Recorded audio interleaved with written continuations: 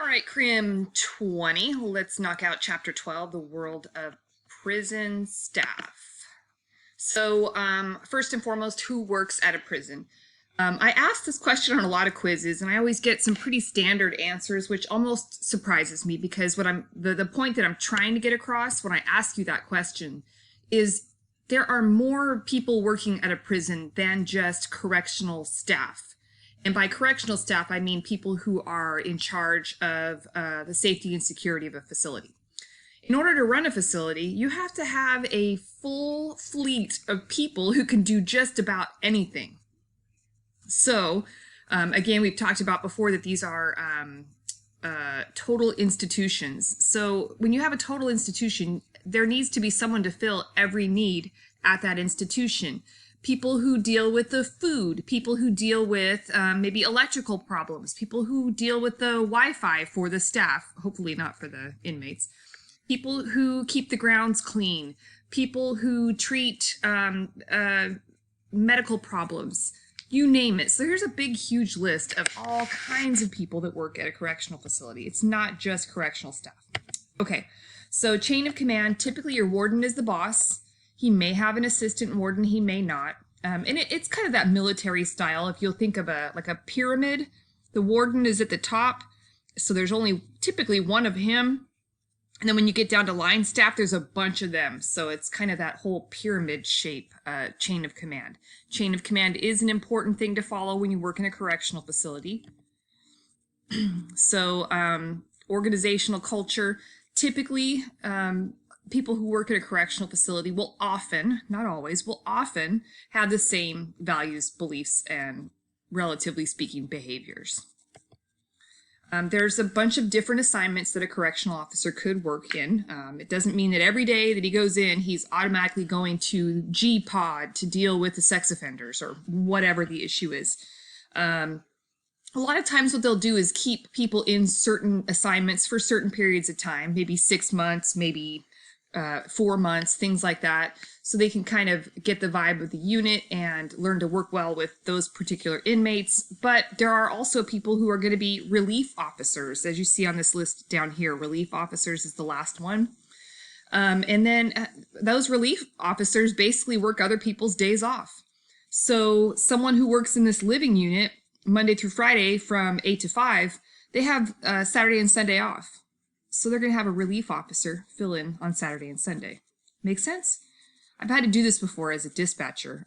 Relief officers, that was during a 1-week time period. I worked 2 graveyards, 2 swing shifts, and 1 day shift during a 7-day time period. It was insane trying to be awake when I was supposed to and asleep when I was supposed to. But anyways, they can work in different assignments. They aren't all just stuck in the same spot every single day.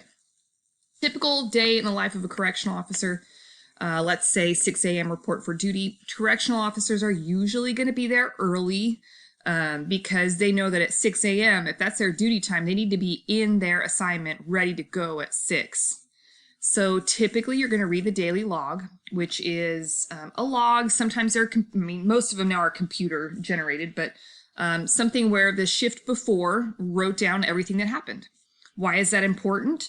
Well, because if there was a near fight the day before or the shift before, it's really important for the next staff person to know to keep an eye on this person and that person because there was almost a fight or things like that. So it's really important that everybody pays attention to the daily log. And they start their program. Now, sometimes some pods, facilities, you name it, they do nothing. They come out of their cells at 6 in the morning and they go back in at 9 at night, and the rest of the day they just hang out in the middle of the pod. In other facilities, maybe they wake up at 5 o'clock in the morning, they have breakfast, they do their exercises, maybe some of them go to classes, maybe they go to work, all those kinds of different things. So they'll start their program, whatever that program looks like. They're always going to keep track of how many inmates are there. They're going to do head counts regularly, respond to any needs or issues. The structure is imperative. It couldn't be much more important to have structure than in a correctional facility. Everybody needs to know what's going to happen and when it's going to happen for the facility to run smoothly. And again, before you're off your shift, you need to write down in your log or enter in your little computer log what happened, so that the next shift knows what's going on too. What are some stressful and dangerous types of situations a correctional officer may encounter on a daily basis? I think that we could go through about 1 million of these scenarios. Sometimes the fear is violence. Sometimes, I mean, right now, we're on a quarantine for the coronavirus. Imagine being a correctional officer. Do you think that they got the time off? Absolutely not. They still have to work. So do you think they're fearful for their own safety and that they might bring coronavirus home to their children, stuff like that? Absolutely. The stressors and danger are there every day and every minute of every day. So obviously something to consider. How do they recruit correctional officers, and how do they keep them once they get them? Recruitment techniques, a lot of times they're going to come to schools like ours. They would come to maybe Fresno City College. They might even go to high schools because you only need a high school diploma for some correctional officer jobs. They might post on job posting sites, websites. They might advertise on TV. They might advertise on, Facebook, Instagram, that kind of stuff. They might even have billboards on the streets that are advertising their jobs. So there's a lot of different ways and some of it's word of mouth. I get information from the jail all the time. Hey, we're recruiting. So I would typically share that with you. So they share that information. They get it out through a bunch of different mediums. And the hard part is how do they keep them? How do they keep them there? How do you keep good quality officers? Well, there's probably one big reason why all of you want to work, and that is to make money. Money talks. So if people feel like they're not being paid adequately, or sometimes if they feel like they're not able to promote within the facility, so having promotional opportunities and good pay, good morale, those are all ways that that facilities are able to hold on to good staff. But obviously pay, money talks a lot louder than a lot of other stuff. So there are security staff, of course. These are people who are responsible for making sure the facility is safe. Treatment and program staff. You have your medical people. You might have mental health people. You might have drug counselors, all that kind of stuff. And then other services. We're talking food, laundry, that kind of stuff. So female correctional officers can work in men's facilities.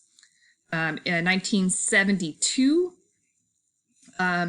was when the Civil Rights Act indicated gender was a protected status and women could no longer be denied jobs just because they were women. And then provision BFOQ, bona fide occupational qualification.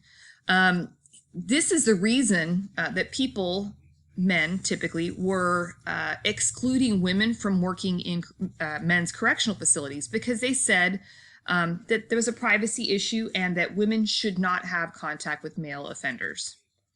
In 1979, this Supreme Court case, Gunther versus Iowa, found that women can indeed work in men's prisons. And I want you to think a little bit about that.